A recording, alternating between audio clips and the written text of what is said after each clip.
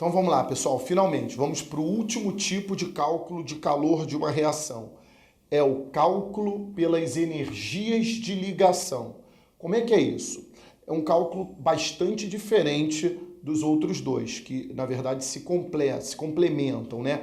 O cálculo pelas entalpias de formação e pela lei de Hess. É o mesmo tipo, né, com características, com técnicas diferentes. Já o cálculo pela energia de ligação usa um outro princípio, que é o seguinte: analise uma reação química como sendo ligações rompidas das moléculas dos reagentes e ligações formadas nas moléculas dos produtos. É fácil enxergar uma reação química assim? Ligações rompidas para que os produtos sejam quebrados e ligações formadas para que os produtos sejam formados.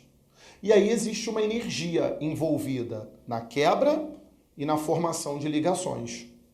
Então, o trabalho é o seguinte.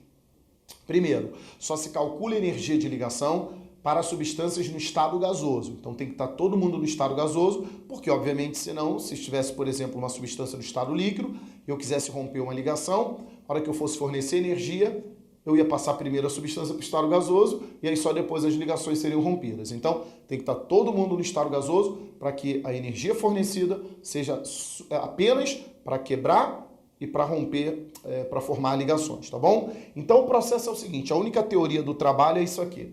É uma coisa que eu vou pedir sempre a vocês, quando for fazer uma questão, estiver diante de uma questão, de um exercício, que você vá fazer pela energia de ligação, que você faça aparecer as ligações químicas, ou seja, você transforme essa reação que está sob a forma de fórmulas moleculares, que você passe para a fórmula estrutural, para que você veja a ligação que você vai romper ou que você vai formar. Porque fazer de cabeça muitas vezes significa se equivocar na ligação que você está achando que existe e não existe. Tá? Então, Cl2, na verdade, é ClCl. H2O, na verdade, é essa molécula aqui que todo mundo sabe. HCl, HCl. Só que olha só, essa aqui é meio maldosa, ó. HClO é assim, ó. HOCl. Se o aluno estiver desatento, ele erra essa molécula aqui. Então tem essas coisas. Então eu peço que você transforme a reação de fórmula molecular para fórmula estrutural, para você ver a ligação que vai romper ou que vai formar, tá bom? Então a situação é a seguinte, a única teoria do nosso trabalho é isso aqui, quer ver? Moléculas no primeiro membro, você vai quebrar ligações, quebra de ligações. E eu quero que você entenda o seguinte, o processo de quebra de ligações é invariavelmente um processo endotérmico. Por quê? Porque a molécula está formada, está estável, tem octeto completo e você quer quebrar uma ligação de átomos que já estão fazendo as ligações que precisam para ficarem estáveis. Então, na hora que você vai romper a ligação, você tem que fornecer energia, senão a ligação não rompe. Então, toda vez que você quiser quebrar uma ligação, você vai ter que fornecer energia, vai ter que dar energia para a ligação quebrar. Então você tem que fornecer energia, a ligação absorve energia e se rompe. Então o processo de quebra de ligações é sempre um processo endotérmico, ok?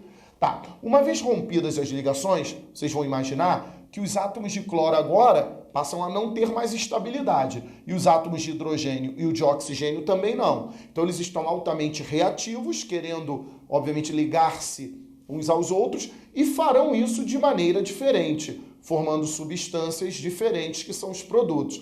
Então, o processo de formação de novas ligações, é um processo altamente espontâneo, bem espontâneo. Então, o processo de formação de novas ligações é sempre um processo exotérmico, é um processo que libera energia. Então, como é que é? Qual é a moral da história aqui? Você vai romper ligações e gastar energia. Você vai formar ligações e liberar energia. E o calor da ligação vai ser um saldo de calor rompido menos calor formado. Então, vai ser, cuidado para não confundir isso, com aquele ΔH de HP menos HR. Não é isso. HP menos HR é entalpia de formação das substâncias. Isso é energia de ligação. Então, o ΔH da reação calculado dessa forma vai ser entalpia de ligações rompidas. Não boto nem H para não confundir, ó. Rompidas menos formadas. Se você, então, subtrair rompidas menos formadas, a gente calcula o calor da reação. Beleza? Então vai ser esse o cálculo. Sempre que tiver energia de ligação, e você sabe que é energia de ligação pelos dados que você tem na questão aí. Tem lá, ó, energia de ligação, vê aí na tabela. Energia de ligação ClCl. Tá escrito quanto aí? 243 kJ. Então ele diz o quê? Para romper 1 mol de ligações ClCl são necessários porque o processo é endo, 243 kJ. Vê se está tudo bem aí. Agora, se ao contrário, eu não fosse romper a ligação ClCl, eu fosse formar a ligação ClCl, como você interpreta esse dado na tabela aí? Então, na formação de 1 mol de ligações ClCl são liberados 243 kJ. O calor é o mesmo, só que um processo é endo e o outro processo é exo. Tá? Pega um outro exemplo de ligação aí. Ó, ligação HO, dá uma olhada aí.